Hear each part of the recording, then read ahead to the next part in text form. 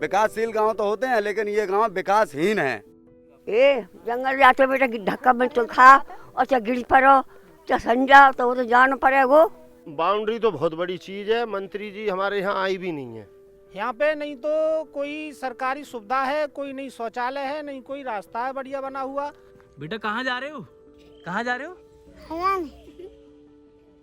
11 तारीख को उत्तर प्रदेश सरकार में मंत्री गुलाब देवी अपने विधानसभा क्षेत्र चंदौसी के गांव बुद्धनगर में आती हैं एक डैम का उद्घाटन करने। डैम के उद्घाटन करने के बाद जब वो लोगों से बातचीत करती हैं तो उसी दौरान इसी बुद्धनगर गांव के एक पत्रकार हैं संजय राणा, वह उनसे सवाल करते हैं और मंत्री जी इस पर भड़क जाती हैं। तेरी निगाहें में बहुत देर से पहचान नहीं थी। अभी तक ये रास्ता इतनी कच्ची है, यहाँ बाइक तक पैदल वाले भी लोग परेशान हो जाते हैं। जब तू वहाँ खड़ा था तब भी मैं तेरी निगाहें पहचान नहीं थी। अगले दिन भाजपा युवा मोर्चा के जिला महामंत्री की शिकायत पर पुलिस संजय राणा को गिरफ्तार कर लेती है। संजय राणा पर फर्जी पत्रकार होने और एजेंडा के तहत सवाल पूछने का आरोप भी लगाया जाता है। इसीलिए हम संजय राणा के गांव पहुंचे यह जानने के लिए कि उनके सवालों में आखिर कितनी सच्चाई है। जो उन्होंने सवाल उठाए थे, कुल 4 सवाल उठाए थे। 4 सवाल थे। एक था बारात घर का सवाल था, सरकारी शौचालय का सवाल था, सड़कों का सवाल था और देवी की मंदिर का सवाल था। ये गांव की मेन सड़क है और इस सड़क पे 24 घंटे पानी लगा रहता है। अगर मैं आपको दिखाऊं तो देखिए सड़क यहाँ पे आके ख़त्म हो रही है, लेकिन इसके बाद इस सड़क का पानी निकलने के लिए जो एक नाला बनाया गया है ये भी जाम है। ये नाला काम करता है क्या? आप लोग जो ये नाला बता रहे हैं। नहीं, ये नहीं काम करता है। अपने हाथ से जो सफाई करते हैं तभी काम करता है ये, नहीं तो बंद हो रहता है। तो क्या यही इकलौता रास्ता है जिससे गाँव के लोग आते जाते हैं? हाँ, यही रास्ता है, मेन रास्ता है ये। और बाकी तो रास्ते हैं पर वो भी बंद हैं सारे, क्योंकि पानी उन पे भी है। तो क्या कभी कोई इमरजेंसी होती है, आप लोगों को एम्बुलेंस बुलाना हो या किसी की तबीयत खराब हो, तो क्या एम्बुलेंस समय पे आ जाती है? नहीं, समय पे नहीं आती है। वो रास्ते की वजह से ही समय पे नहीं आती है, क्योंकि रास्ता ही खराब है तो समय पे आएगी कहाँ से? आधे घंटा या 1 घंटे लेट ही आती है। अजी अंधेरे में यदि आ रहे हैं तो भी नहीं रास्ता दिख रही है। दिन में तो निकल सकता है आदमी, लेकिन रात में बगैर लाइट के नहीं निकलेगा यहाँ से। तो ऐसी व्यवस्था, मतलब ऐसे गांव में बंजर गांव समझो एक तरह से। विकास के नाम पे बदनुमा धब्बा। विकासशील गांव तो होते हैं लेकिन ये गांव विकासहीन है। ये हमेशा रहता है, हर महीना? ये तो परमानेंट है ही। ये परमानेंट इस तरह से गंदगी रहती है? हाँ जी, हाँ जी। अगर जैसा बाई चांस बारिश भी हो जाती है ना तो हमारे अंदर वहाँ तक पहुँच जावे पानी, अंदर तक। ये गंदा पानी आपके घर में? हाँ, अंदर पहुँच जावे। जो दूसरा सवाल संजय राणा ने मंत्री जी से पूछा वह सवाल था इस देवी माँ के मंदिर के बाउंड्री का। मंत्री जी जब चुनाव में आई थी तो उन्होंने कहा था कि वो देवी माँ के मंदिर की बाउंड्री करवाएंगी, लेकिन उन्होंने ये बाउंड्री नहीं करवाई। इसलिए चूंकि ये गांव में, इस गांव के प्रति, गांव के लोगों का इस मंदिर के प्रति बहुत ज़्यादा श्रद्धा है। यहाँ लोग पूजा पाठ करने आते हैं और उनकी बहुत एक धार्मिक इच्छा भी थी कि इस मंदिर की बाउंड्री की जाए, लेकिन वो बाउंड्री भी 5 साल में नहीं हुई। मंत्री जी जब हमारे यहाँ चुनाव में आई थी आज से 6 साल पहले, तो उन्होंने इस मंदिर पर आके ये शपथ ली थी कि मैं इसकी चारों तरफ से बाउंड्री कराऊंगी और बिल्कुल इसे कंप्लीट करा दूंगी, क्योंकि गांव के प्रति गांव के सभी लोग लेकर आए थे मंत्री जी को यहाँ पे। तो उसके बाद बाउंड्री तो बहुत बड़ी चीज़ है, मंत्री जी हमारे यहाँ आई भी नहीं है। संजय राणा का जो तीसरा सवाल था वह शौचालय को लेकर था। उनका कहना था कि गांव में शौचालय नहीं है। जब हम इनके गांव आए तो हमने देखा कि यहाँ स्लोगन तो है दीवारों पे, जैसे इस स्लोगन को आप लोग देखिए, मन में रखो एक ही सपना, स्वच्छ बनाना भारत अपना। लेकिन संजय राणा की बात भी सही निकली कि इस गांव में शौचालय नहीं है। इस गांव में कुल 115 परिवार हैं, जिसमें से सिर्फ 7 परिवारों के पास शौचालय है और इस गांव में कोई कम्युनिटी टॉयलेट भी नहीं है। शौचालय कोई नहीं है, एक आदमी है बस, हमारा खुद नहीं है। गांव में कितने घर हैं? गांव में है 115 घर। 115 में से 6-7 लोगों को सिर्फ सरकारी शौचालय जी। तो बाकी महिलाएं कहाँ जाती हैं? जंगल जाते बेटा धक्का में तो खा और चाहे गिर पड़ो चाहे संजा तो वो तो जान पड़ेगो। बेटा जो तो है ना पाखानो घर में खाना बनना हो तो हाँ बैठ हो जाएगो न लेटरिन न अपनी जंगल कोई जानू पत्तो कीचड़ में ही तो गिर पड़ता है तो और बार उठाते हैं और ना उठा पाता तो कोई अपने आप उठ पाता, धीरे धीरे धीरे तो गिर पाता फिर। बुद्धनगर गांव के हर एक घर के सामने से हम लोग गुजरे और हमने देखा कि किसी भी घर के सामने इतनी जगह नहीं है कि उस घर के सामने बारात रुक सके, या 10-20-50 लोग अगर इकट्ठा हो जाएं तो वो लोग उनको बैठा सके। इसकी वजह से इस गांव में बारात घर की बहुत ही ज़्यादा ज़रूरत थी, लेकिन इस पूरे गांव में एक भी बारात घर नहीं। बारात घर यानी कि कम्युनिटी हॉल, जो बारात घर नहीं है आप लोगों के गांव में। तो शादी किसी की होती है तो वो कैसे होती है? क्योंकि देख रहा हूँ मैं अपने गुजर करते हैं, अपने गंड में ही गुजर करते हैं। देखो बता रहा हूँ, एक तो जो फील्ड पर हुआ जो कठेरता जंगल में, यहाँ पर 1.5 समियान लगा देते हैं। कुछ आदमी देखो जो पड़े हैं 10-20 यहाँ आ जाते हैं, कुछ बार मंदिर पर आ जाते हैं। मतलब बारात को अलग अलग टुकड़ों में आपको रोकना पड़ता है, एक जगह पूरी बारात कहीं भी ना रुक सकत एक जगह, कोई साधन ना, कोई व्यवस्था ना ऐसी। यही है प्रधान जी। कौन ये है सर? एक सेकंड सर, एक सेकंड।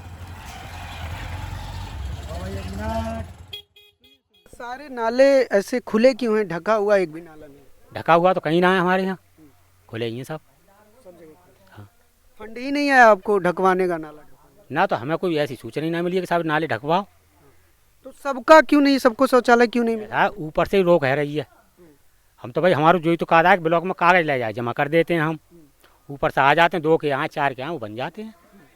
अच्छा, सूची में आपने 45 का नाम दिया है, बने 7 के हैं और जरूरत 100 से ज्यादा की है। क्लियर सूची मिली नहीं है अभी। भाई हम थोड़ी कोई रोक करेंगे किसी काम की, हम तो जो चाहना ज़्यादा से ज़्यादा विकास हो। तो हो क्यों नहीं पा रहा, आपको क्या लगता है? इतना पेमेंट ही नहीं आ रही हो, ज़्यादा से ज़्यादा विकास हो। कितना बजट आया होगा अब तक 2 साल में आपका? हमें जानकारी नहीं है भाई फुल। प्रधान को तो पता रहता है गांव के विकास में कितना हमें तो ये जानकारी ना कितना हमने काम करा दिया, कितने पेमेंट का, सबसे सचिव को है जानकारी सब। आपको जानकारी नहीं रहती? हाँ। साफ सफाई अपनाओ, बीमारियों को दूर भगाओ, यह स्लोगन इस गांव के प्राथमिक स्कूल के दीवार पर लगा हुआ है। लेकिन हकीकत क्या है वो आप इस दीवार से जस्ट नीचे देखिए। खुला नाला है और गंदगी भरपूर है। ये इधर स्कूल का गेट है और स्कूल के गेट के दोनों तरफ गंदगी इतनी ज़्यादा है कि इस तरह के हालातों में नहीं रहा जा सकता। और इसी तरह की तमाम समस्याएं इस गांव की हैं, जिसको लेकर संजय राणा मंत्री जी से सवाल पूछ रहे थे। तो जब उस गांव के विकास के बारे में वो कह रही थी तो हमें भी बुरा लगा था कि मैम जब इस गांव में विकास ही नहीं हुआ तो आप ऐसा कैसे कह सकती हैं कि इस गांव में विकास किया है। तो यही सवाल मैंने उनसे पूछे थे। बस जो SHO की गाड़ी आई थी उन्होंने जोर जबरदस्ती आकर मेरे साथ हाथापाई की और मुझे उठाकर जीप में बहुत ज़ोर से फेंक के मारा था उन्होंने रास्ते में। जैसे मैं गया था तो मैंने कहा सर मेरी बात सुनिए, मैं एक रिपोर्टर हूँ। मैंने उनसे पूछा गया तो उन्होंने मेरे दोनों गालों पर बहुत अच्छे से चमाते मारे थे। मैंने कहा सर अब आप मेरी पिटाई क्यों कर रहे हो, तो बताओ। कि ज़्यादा मत बोल, तुझे बहुत बड़ा भगत सिंह बनना है, तुझे क्या फ़ायदा थी राजनेता से उलझने की। संजय राणा मुरादाबाद उजाला अखबार में रिपोर्टर हैं।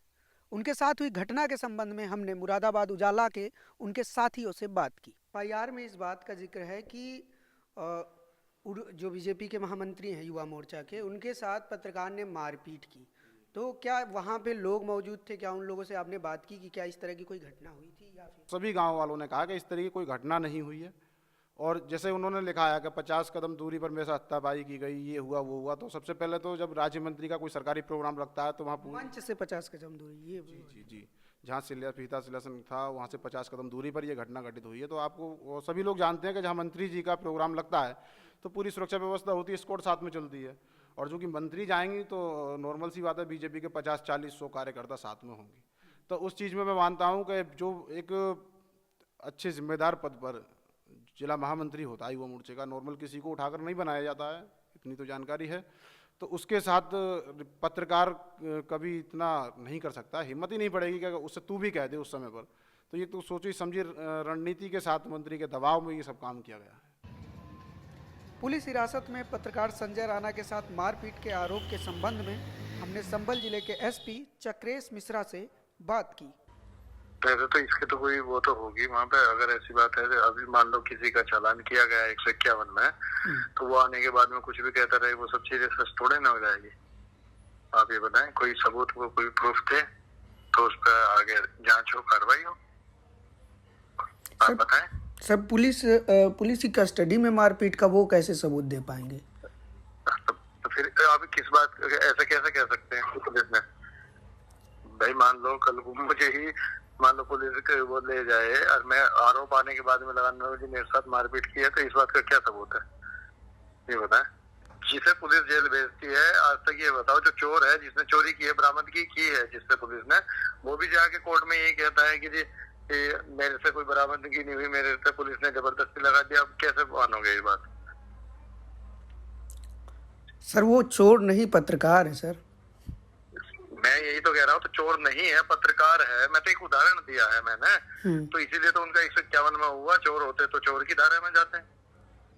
तो क्या आप जांच कराएंगे उनके आरोपों की सर, जो कह रहे हैं कि उनके साथ मारपीट की गई? हाँ, अगर कोई ऐसी वो होगी तो जांच हो जाएगी, उसमें कोई दिक्कत नहीं। हमने पत्रकार संजय राणा के गांव जाकर उन सारे सवालों की पड़ताल की, गांव के लोगों से बात की, तो पता चला कि पत्रकार संजय राणा ने मंत्री महोदया के सामने जो सवाल उठाए थे वो सारे सवाल सही थे। इस गांव में सच में समस्याएं हैं, लेकिन उत्तर प्रदेश पुलिस ने पत्रकार संजय राणा के साथ जो बर्ताव किया वो कहीं ना कहीं लोकतंत्र के लिए घातक है, पत्रकारिता के लिए घातक है। इसीलिए देश में स्वतंत्र मीडिया संस्थान का होना जरूरी है। जैसा कि आप सब लोग जानते हैं कि न्यूज़ लॉन्ड्री किसी से किसी तरह का कोई विज्ञापन नहीं लेता। अगर आप न्यूज़ लॉन्ड्री की स्वतंत्र पत्रकारिता को समर्थन देना चाहते हैं तो newslaundry.com/सब्सक्रिप्शन पर जाएं, वहां पर अपने मनपसंद सब्सक्रिप्शन प्लान को चुनें और हमारी स्वतंत्र पत्रकारिता को सहयोग दें और गर्व से कहें, मेरे खर्च पर आज़ाद हैं खबरें। मीडिया से आपकी सबसे बड़ी शिकायत क्या है? यही ना कि वो आपकी बात नहीं करता, आपकी खबरें नहीं दिखाता। इसका इलाज ये है कि मीडिया में आप इन्वेस्ट करें ताकि मीडिया आपकी बात करे। सब्सक्रिप्शन आधारित मीडिया इसका जवाब है। hindi.newslaundry.com पर जाएं, न्यूज़ लॉन्ड्री को सब्सक्राइब करें।